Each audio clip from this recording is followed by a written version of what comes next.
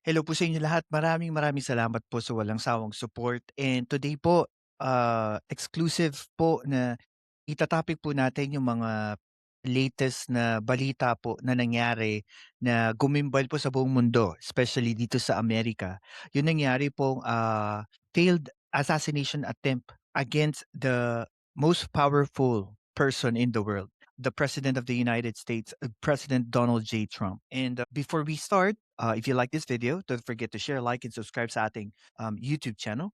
And also, you can use your phone for you to scan. Ito nakikita nyo pong QR code dito to scan it and to be updated sa ating mga daily posting. This is a special coverage that I am doing. First, because I'm a supporter of President Trump. And second, I also wanted to share you my feedback on the things that is happening here in America on a perspective of a Filipino American. And I wanted to share to you my thoughts and hopefully masundan niyo po ako even if ang lagi kong topic dito is Philippine politics. But I think I wanted to link this to what just happened plus what happened in the Philippines. And I think I wanted to make sure that you guys understand where me as the owner of this channel, saan po ako pumapanig sa issue na ito. Unang-una po, before we start, in any way, in any extent, in any gravity of any person, ko sabihin sa inyo, I highly condemn in any way, shape, and form na inyo pong sabihin na natin hindi po ninyo kaparehas ng idea sa politics. Ibig sabihin, kung kayo po'y anti-PBBM or anti-Duterte, I respect that. But when it comes to a point na pumunta kayo sa linya ng you are threatening the life of the President, Bongbong Marcos, or the life of VP Sara Duterte, that's the time that I personally will tell to you, and this channel condemns any kind of threats and violence towards any public official. Kahit ano po ang political standing nyo. Ang paniniwala ko po kasi ganito, we can always agree to disagree. Ano man po yung topic, ano man yung issue, kahit politics, kahit na I lean on government and most of my topic is pro-government and there's a lot of things na pwede ko sabihin kay VP Sara Duterte and the Duterte family, but I will never say and I will never hope na may mangyari kahit sino sa kanila, kahit yung mga vloggers, ni people asking or saying for someone else harm. Yun yung tinatayuan ko po even before.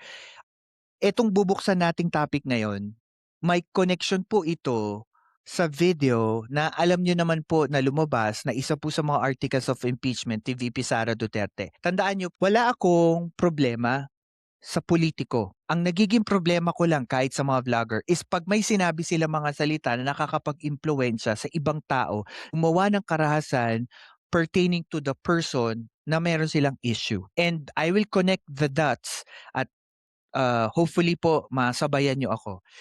So far, lang po. Ang nangyari po kasi last night at 8 ng gabi sa Washington DC. Yan po ay ang pinakamakapangyarihan at pinaka-secured na city sa buong mundo dahil naandyan po ang seat of power ng United States of America. Nagkaroon po sila ng White House dinner sa mga media o sa mga press media ng White House. Yun yung dinner nila ginagawa every year. So nangyari po doon, bibigyan ko lang po kayo ng summary. 7 or 8-ish ng gabi, serve na po yung salad and most of the people are already finished and then the president and the vice president is talking about how they gonna start yung event. Nangyari po, may isang walang kwentang nila kasi galit na galit ako. Hindi ko talaga maintindihan kung ano ang nasa isip niya para gawin niya yun. May isang siraulong nilalang po doon sa isang security area na kung saan po nandun yung Secret Service, kasi po may metal detector yon, yung magnet, basta may tawag sila dong term. Parang sa airport, yung mina-magnet, chine-check yung katawan mo for any metal parts. So naandun siya, ang ginawa niya, he rushed and run towards the ballroom. Yung ballroom po yung parang event area kung nasaan po yung president, vice president, the cabinet members, the speaker of the house, I think Senate leader na andon. He rushed towards the door and then napahinto siya kasi I think there were gunshot. Kung tinamaan isang secret service na as far as we know, okay na po siya ngayon. Pero he was rushed to the hospital and then the day, parang few hours, the president called him and everything was okay. If I'm not mistaken, buhay siya pero I think na ano siya na natakel siya tapos na padapa siya. I don't know kung nakakuha siya ng gunshot. Pero yung merong mga video, papakita ko po sa inyo kung ano yung total na nangyari. So, fast forward, so nung nagkaroon ng gunshot, and papakita ko yung video, makikita po natin later on sa video na nasa harap yung cabinet secretaries, delegates, even ambassador ng UK na andon, pati president and the vice president and first lady. Hindi nila ganun narinig masyado yung sound ng gunshot. They just knew about it and this was like for eyewitnesses na narinig natin. Nung nangyayari po yun, sabi daw po, hindi daw po nila narinig na it was a gunshot. Parang narinig nila na parang may bumagsak na something sa kusina or it was a sound coming from maintenance or something. Tapos, nalaman na lang nila nung nasa harapan, together with the president and the vice president, that there is something going on. Kasi yung mga secret service was rushing towards sa dais, ibig sabihin yung stage area kung nasaan nandun yung mga president and vice president. Tapos, they were rushed towards at the back of the building where there's a secured room. As far as the report goes, there were like a buffer of 45 minutes before they were taken out and all of the VIPs out of Washington, D.C. Hilton Hotel back to the White House. Ba't gano'n yung procedure? Bibigyan lang natin ng konting idea. Secret Service agent. Sa gano'ng sitwasyon po kasi, una, tama yung ginawa ng Secret Service agent but the problem was, issue was, nung ginawa yung event sa Hilton Hotel, there were guests at that time na nakabook na before it happened. So, hindi nila na-vet at hindi nila alam kung ano yung mga intensyon nung nakabook doon kasi meron din daw, ang sabi ng isang reporter, meron din daw iba't ibang event na nangyayari at the same time. So parang mahirap sabihin na natin i-cordon kung sino yung mga pumapasok o hindi. Pero based on the reports, there is multiple layer of security up until kumbaga makapasok ka ng ballroom. Para ang kwento nila, it's like box, inside the box, inside the box, inside the box kind of security. So there are tons of layers of security bago ka pa makapasok sa loob ng ballroom area. And, isa pa paliwanag nila dito, I think may mahirap daw kasi i-cordon din yung issue na yun, i-cordon yung area na yun kasi yung location is malaki. It's a ballroom area na maraming exit ins and outs. So may issue din sila doon. I think one of the lapses din na parang kine-question nila is bakit agad-agad nakapasok doon sa loob. No, na ang darating at magkakaroon ng event is the president, the vice president, and the entire cabinet secretaries. In short, sa ibang analyst, if you wanna kill the entire government, patayin mo na doon sa mismong location kasi naandun na silang lahat. And if you're gonna think about it, yeah, it makes sense. Kaso, babasahin ko rin later, may manifesto po siyang isinulat. Dito nakalahad yung gusto niyang sabihin bago niya gawin yung attack at anong ibig sabihin. And to be honest with you guys, lalabas ko din po dito at susuriin natin, i-analyze po natin yun ding video ni VP Sara Duterte when she threatened the President Bongbong Marcos and the First Family. Kasi I want to connect this issue not because I'm against VP Sara or because I have a different political views about VP Sara. Pero what I wanted to tell you guys, and I want to help you analyze this thought, is that hindi po natin kontrolado ang mga taong nanonood ng vlog natin. Hindi natin kontrolado ang ideya ng mga taong nanonood sa video natin. What if sinabi mo na magkaroon ng harm, physical harm kay President Marcos? Pero yung nakaisip, yung nanonood nun, yung isip niya, isip kriminal. Ibig sabihin, the best way pala na para matapos 'tong issue natin kay Bongbong Marcos, ganito gawin natin, 'di ba? Which is the same thought na parang na pinagsimulan ng shooter na 'to. And I will play a video first. I think it's better if I play the video. This is a raw footage nitong video na 'to. I've coming from Associated Press. Guys, dahil ito'y mini podcast, and I'm the only one here, may mga question po, just drop it on the comments down below. And this video is a raw footage from Associated Press, and you will see yung pagpasok ng President and the First Lady. Okay, and then ito yung video kung saan kung makikita nyo, uulitin ko lang, replay ko lang ng konti. Ito po yung video which was uh, posted by President Trump. Mula doon sa security area, tumakbo po yung mismong sabihin na nating assassin diretso doon sa ballroom. And you will see how the Secret Service stopped this person. So, nakita nyo po talagang sobrang tindi kasi nung security going to the ballroom. So, the only way he thought the best way to kill the president is to rush towards the ballroom area. Okay, this time, makikita nyo naman po, if I'm gonna zoom in, makikita, ay hindi ko pala ma-zoom in dito, sorry. If you're gonna see on this video, makikita nyo po that the Vice President coming from the right side of this video is rushed behind the curtain. Sa paliwanag dyan ng ibang mga nakakaalam ng security detail, yung behind the curtain is like a secure room sa mga VIP. Diyan po sila nagstay if ever before or after ng event. So makikita nyo then that the Vice President was rushed towards behind the curtain, and then the Secret Service rushed towards the President. And I think there were question na bakit ang tagal ng ni President Trump dyan. Ang paliwanag niya dito, siya kasi ang nag-insist na gusto niya daw talagang ituloy. Kaso because of the Secret Service, they were saying na hindi, kailangan umalis na po tayo. Okay guys, isa pa pong video, it's another angle. Eto guys, tingnan niyo po ito, ganito ka-intricate ang security ng Pangulo ng Amerika. When there is assassination attempt coming in, ito po'y paliwanag lang ng former Secret Service. There is a very tight layer of security sa President ng Amerika. One of the details ng President ng Amerika is all of his Secret Service is ready for, sabihin na natin parang sabi kanila, is ready for war. Even if there's 50 people, yung nakaambang security service for the President was ready any time of the day, anywhere in the world. Basta nandiyan ang presidente, they are ready to fight. And they will fight they will fight until they die. Yun daw yung parang ano nila parang training nila. Sabi ni Jonas dito, this is also the month when Abraham Lincoln was assassinated at Fort Theater.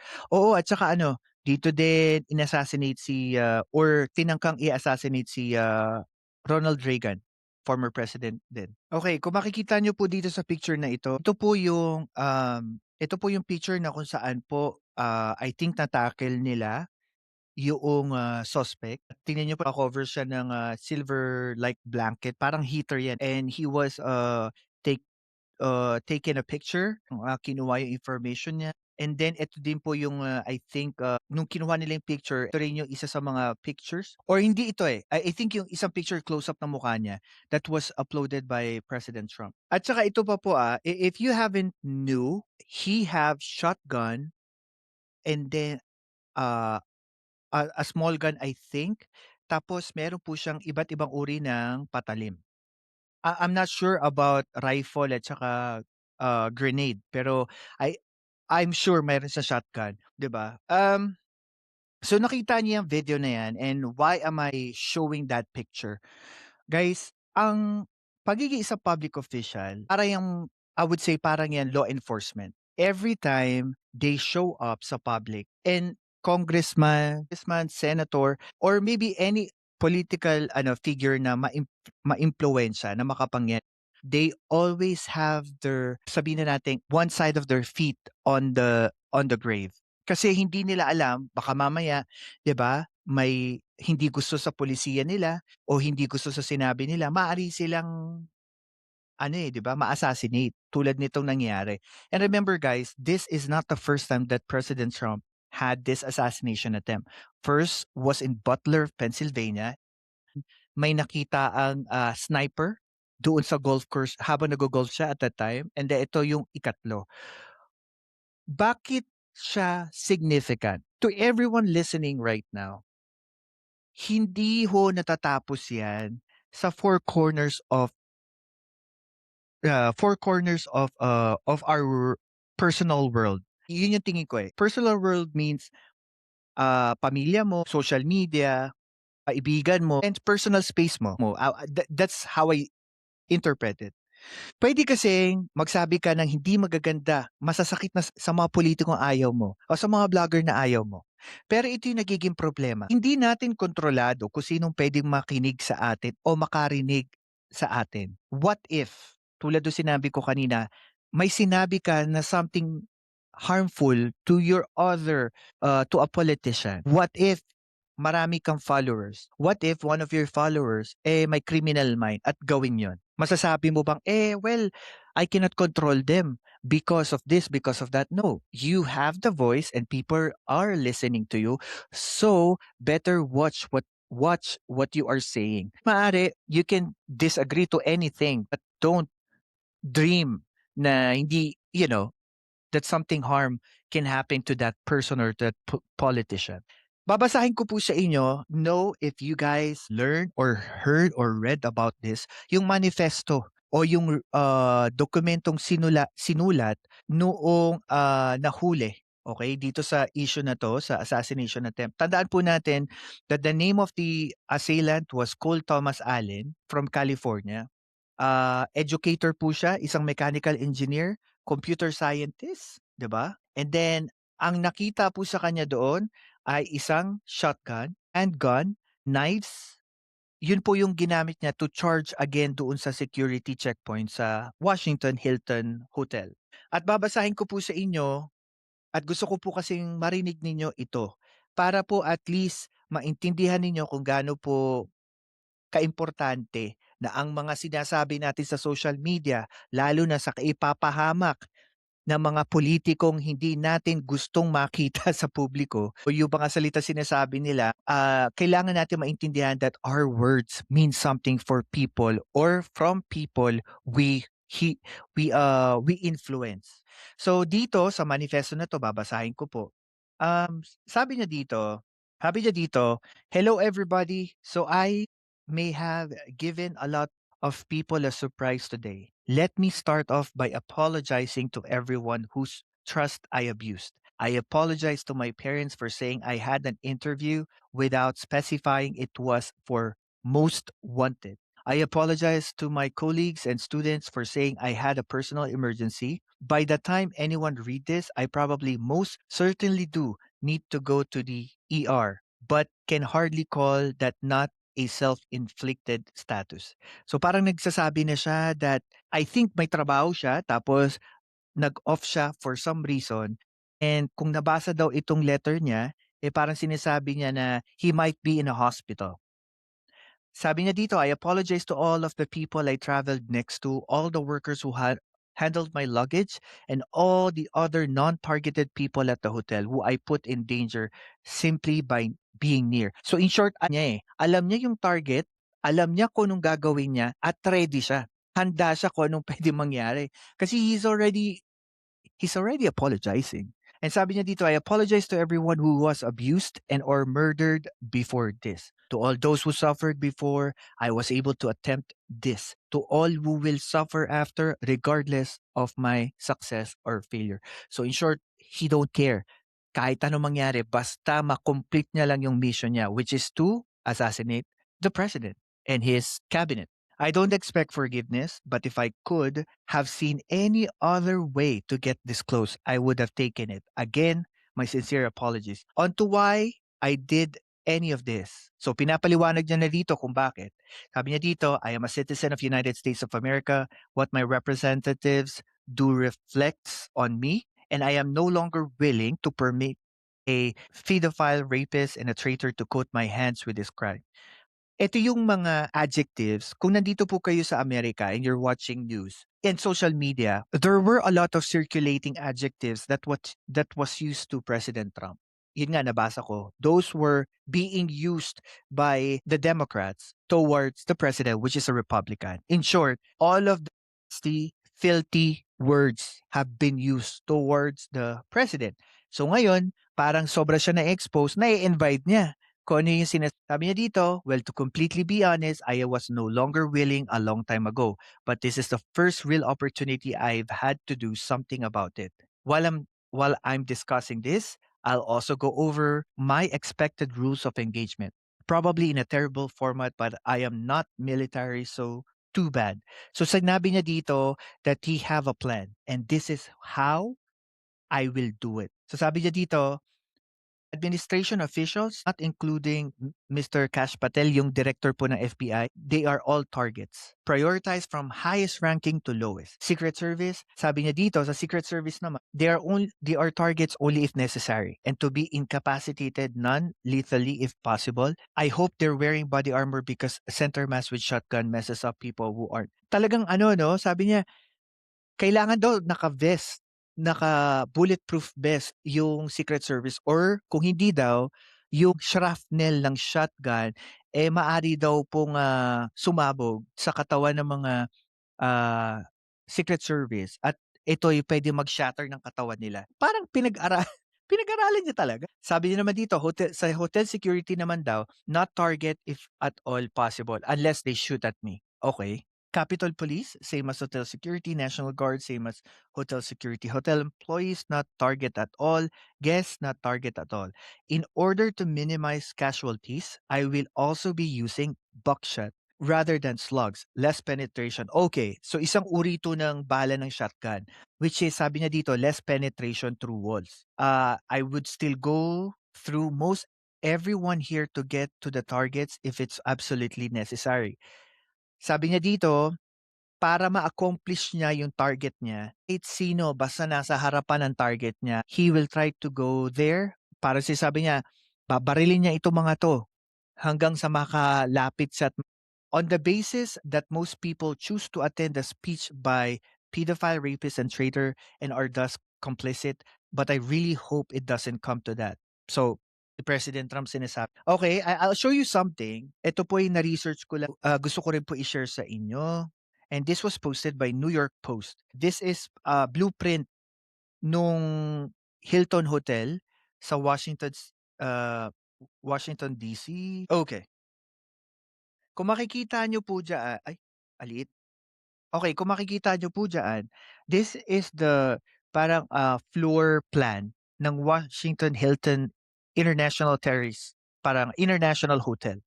Makikita niyo po diyan kung saan po tinackle yung suspect to the ground at saan siya nakita running from the security checkpoint. Eh, makikita niyo yung picture this was the picture posted by President Trump, yung picture nung suspect. And then makikita niyo diyan that the suspect start running from the east side ng hotel and was tackled near doon sa west side nung hotel. And makikita natin that this is close doon sa stairs papunta sa ballroom level. I think this was the lobby, tapos may stairs and then going to the ballroom area. Ang paliwanag ng mga reporters, this is a big area. Bago ka pa makapunta dun sa ballroom area, pinaka-ballroom mismo, eh, aakyat ka pa ng stairs and the security was like layered security from, um, f from the lobby after dun sa media room kung saan naglalakad yung mga news media personnel and then aakyat ka ng stairs and then meron na naman ulit na parang security and then going inside the ballroom.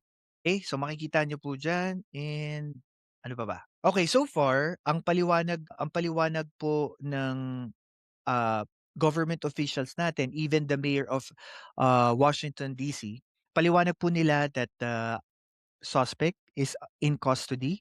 Monday Eastern Standard Time, sisimulan na po yung case sa kanya and then there were cases that was, filed to him, and I think asan ba yung cases dito? Okay. Okay, sabi dito, he will face federal charges including assault on a federal, officer. And I think, sasampahan din siya ng kaso ng pagdala ng, ah, armas sa isang event. And, ano pa bang, gusto ko i-share sa inyo?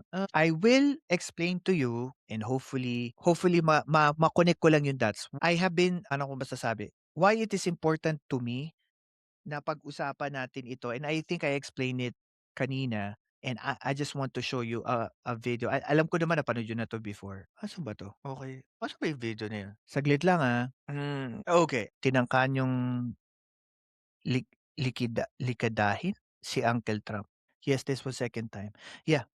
Okay, meron ako i-share sa inyo. This is in line with my narrative earlier that whatever you say to any politician, any political person, when you say something about placing a politician or anyone into harm's way, mali.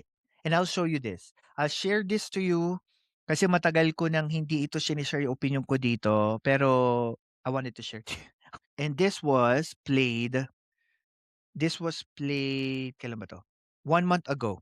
Alam ko naman napanood niyo na 'to, pero I just wanna share it. Pili ito, March 3, ayan, March 3. Okay, I think that was the part that was played, March dito sa ginagawang hearing nung nag-i-start yung hearing or proceedings pala sa impeachment, trial ni VP Sara Duterte. Why I am stressing it? This is nothing to do with my politics. This has nothing to do with me against VP Sara Duterte sa mga nagawa niya before. No, this is just us being human being. Ganito na lang ba ang standard ng media? Kapag meron tayong hindi gustong politiko o may kaalitan tayong politiko or vlogger, sabihin na natin, kailangan ba threat sa buhay ng kalaban nating politiko, or this example kay VP Sara, dapat ba ganun na lang? Imbes na i-debate mo, i-argue mo yung mali niyang polisiya o yung mali niyang pagiging presidente, kailangan ba ang takbuhan natin ipapatay or papapatay ko yan, tama ba yun? At the end of the day, kung hindi naman naging presidente at vice presidente, they will not do this. There will no threat can happen kung hindi sila naging presidente o vice presidente. Ang gusto ko kasi i-connect the dot dito is that the narrative. Yun yung natatakot ako eh. When VP Sara said this with the president and the first family, and sinabi niya no joke, what if, tulad nung kanina ko pa sinasabi sa inyo, may halangang kaluluwang nakarinig niyan, criminal mind, gawin yun sa presidente natin. Guys, we are talking about the president of the country. What happened if the president of the country died? Or sabihin na nating the president of our country failed. Sino ba ang maapektuhan? Ang mga Duterte ba? Ang mga DDS supporter? No. Ang maapektuhan buong Pilipinas. Kasi odong bumoto ka sa mga Duterte, bumoto ka sa Pinklawan, o bumoto ka sa Marcoses, or sa kay Lacson, or whatsoever, maapektuhan ka kung ano mangyari sa Pilipinas. So kung meron kang disagreement, yes, let's argue with the policy, let's argue with what they say. Pero wag naman po sana na we will threat anyone. And I'm talking about, both aisles here. Loyalista, DDS supporter, or Dilawan, or whatever political party you're in. Tayo mga influencers, meron tayong responsibilidad eh. Ano 'yun?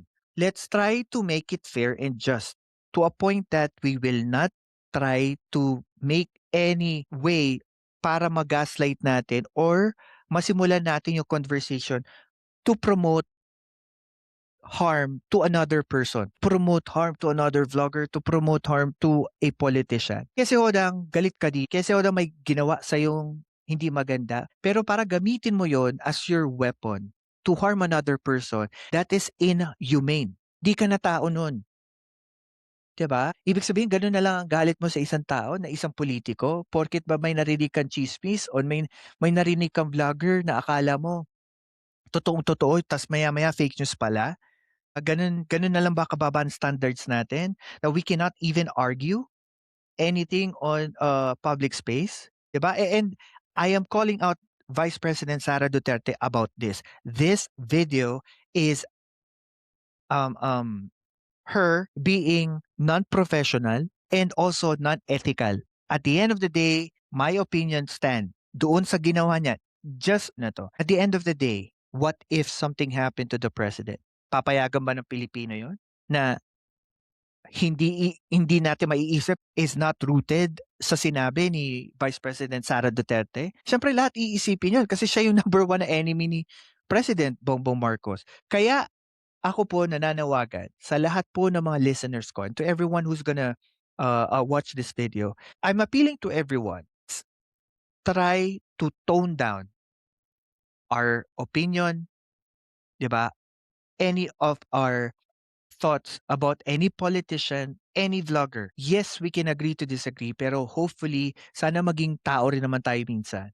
'Di ba? Burahin mo yan, okay lang. Wala na tayong magagawa. Words are words eh. Pero if you try to start a conversation and put harm to anyone, that is your red line on me. Red line for me. You already crossed that boundary. I will condemn you and I will cancel you. I don't care kung kilala kita. I don't care whoever you are, but I will cancel you. And because of that, sa ginawa ni President and the Vice President Sara Duterte, because of that video, I personally condemn her. Wala siyang karapatan kahit vice-presidente siya to to give threat to the president. Kasi pag yun totoong nangyari, sisisihin ko talaga siya. Personally, sisisihin ko siya. Kasi yung mga salitang yun, sabi ko nga sa inyo kanina, puwede kasing gamitin 'yon ng mga taong halangang kaluluwa, may criminal mind to end someone's life. So I'm begging you and I'm appealing to everyone, please tone down the narrative. Diskusyon, okay, arguments, okay. Pero if it's about personal safety, no, we're not supposed to do that, especially in public space, 'di ba? Sabi ni Ma'am Jo dito, to end one's life, especially in politics, is culture, social behavior. Correct. 'Di ba? May makikita kang mga vlogger, akala mo kilalang-kilala nila si Marcos or the other way around, kilalang-kilala nila si VP Sara Duterte, 'di ba? Yung mga pero 'wag lang 'yon. Yun lang yung red line niyo sa akin. 'Di ba? I'll condemn you. Personally, I condemn you if you say something that can harm another person's safety. O, 'di ba? Dami ko na nasabi. Sorry, ano lang ako, masyado lang ako naging, passionate dito sa issue na 'to kasi po hindi natin alam niyo po kahit sa politika sa Pilipinas, mapapansin niyo po 'no, even yung mga shorts at saka reels na napapanood ko minsan, ang daming fake news or sometimes yung mga news tulad nung isang fake news na ano daw, parang patay na si Pangulong Marcos, si Pangulong Marcos, 'di ba? Why are you instigating those things na hindi naman totoo? Why are you putting those narrative sa isip ng tao? I don't care. Sabi ko nga, I don't care kahit na anti-Marcos kayo or pro-Marcos. Gano'n din kay VP Sara. If you're putting fake news na patay na si VP Sara or si VP Sara na hindi naman totoo, 'wag niyong gawin 'yun kasi it's unfair, ba? At the end of the day, 'pag naglabas ka ng gano'ng klaseng fake news, it's unfair kasi hindi makasagot agad yung opisyal na yun, eh, o yung presidente, yung vice-presidente kung totoo yun, 'di ba? Ma'am Jo, and who's that guy pumiyok kaya that guy at the end? Hindi ko alam. Alam niyo Ma'am Jo, ay hindi ko na ho papangalanan, eh, baka kasi maging sikat pa. Pero ako masasabi ko lang po, the end of the day, we can all agree to disagree. Alam ko may mga DDS nanonood ng mga video ko, and also I know there are a lot of loyalists and most especially mga kaibigan nating pro-government listeners natin. Alam ko may mga nakikinig. Ang akin lang naman, let's try to tone down our narrative sa social media. Kasi po, nangyari na 'to kay President Trump and I firmly believe if we will not control our narrative on social media, malaki ang risk at panganib sa ating presidente. 'Yun lang naman ang akin. Robin Crucena, kampon sila ni Taning. Sino si Taning? Hindi ko kilala 'yan. Pero, Robin Crucena, thank you, Thank you, nakita ko yung ano mo, yung comment mo. Uy, guys, ano po sa um mga listeners po, this past few days and weeks, mag-iiba lang po yung way on how I podcast. At least 2 to 4 episodes na mini episodes po, mini podcast ang gagawin ko. Dati po kasi I do interviews kaso yun po is I'm in school and I'm also working at the same time. So yung oras ko po at energy ko, nabubuhos ko na doon sa mga bagay na yun. So what I am trying to adjust now is shorter, small burst of mini live podcast para po sa inyo, para marami tayong mapag-usapan and request na rin ng mga listeners for me to speak to you directly. Kaya nababasa ko na yung mga ano nyo. Nababasa ko na po yung, yung mga comment nyo kasi wala na akong guest eh. I can focus more on the listeners. So, again, if you like this video, don't forget to share, like, and subscribe sa ating YouTube channel. And also use your phone to scan this QR code here para po lagi kayong updated sa ating daily posting. In conclusion, before we end, ano po ang masasabi ko ngayon sa ating pinag-usapan? Masasabi ko lang po is we all can agree to disagree. Nga ni Ruben Crucena, 'di ba? DDS. Ding Duterte supporter. Actually, ako din eh. Hindi naman ako di Pangulong Duterte noong 2016 ah. DDS naman din ako dating Duterte. Okay? First, we all can agree to disagree sa ating political difference. Pwede po tayong magmurahan, okay lang yun. Pwede tayong maging passionate sa pinag-uusapan natin sa politics, okay lang po yun. Pero when we start to push narrative that can physically harm anyone's safety, ito man ay vlogger, influencer, or politician, you are already crossing the line. Hindi na po tama yon. Hindi na rin po makatarungan iyon. At alam po natin that there are people there that will listen, will believe on your narrative, and will follow every single thing that you said. So be careful.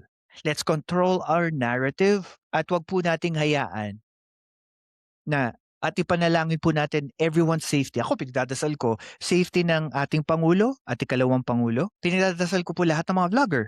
Diba? Kasi kung walang mga vlogger, hindi natin mapag-uusapan in public space yung mga disagreement natin or mga agreements natin with our politicians. Yun naman ang importante na mapag-usapan lang talaga. Diba? And it's for the listeners to decide whatever they feel is right or wrong. Yun.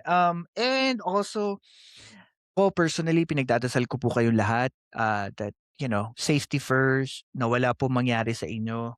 And hopefully po, you support my mini podcast. Tayo-tayo lang muna magkwentuhan sa ngayon habang ina-adjust ko ang aking schedule. And I will make another live podcast in a few minutes. Using ko lang yung materials ko. I hope magkita-kita tayo doon. And again, God bless po sa inyong lahat.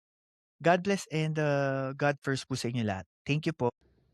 Ako si Professor Roland Simbulan at ito ang Philcast kung saan ang katotohanan ay walang takot na sinasabi.